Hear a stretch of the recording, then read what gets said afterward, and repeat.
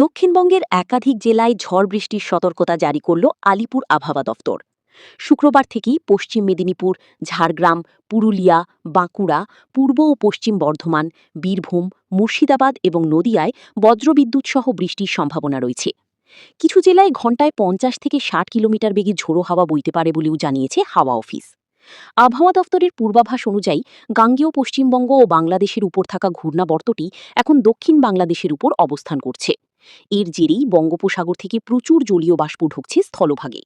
ফলে উত্তরবঙ্গের পাশাপাশি দক্ষিণবঙ্গের বেশ কিছু জেলায় ঝড় বৃষ্টির অনুকূল পরিস্থিতি তৈরি হয়েছে। তবে কলকাতাবাসীর জন্য খুব বেশি স্বস্তির খবর নেই। শহরে আপাতত বড়সড় ঝড় বৃষ্টির সম্ভাবনা কম। বিক্ষিপ্তভাবে দু এক পশলা বৃষ্টি হলেও গরম ও অস্বস্তি বজায় থাকবে বলেই পূর্বাভাস। শুক্রবার সকালে কলকাতার সর্বনিম্ন তাপমাত্রা ছিল 29.8 ডিগ্রি সেলসিয়াস, যা স্বাভাবিকের চেয়ে প্রায় 3 ডিগ্রি বেশি। অন্যদিকে উত্তরবঙ্গে চলবে ভারী থেকে অতি ভারী বৃষ্টি। দার্জিলিং, জলপাইগুড়ি ও আলিপুরদুয়ারে অতি ভারী বর্ষণের সতর্কতা জারি হয়েছে। পাহাড় ও ডুয়ার্সের একাধিক জেলায় আগামী কয়েকদিন ঝোড়ো হাওয়ার সঙ্গেও ভারী বৃষ্টি চলতে পারে।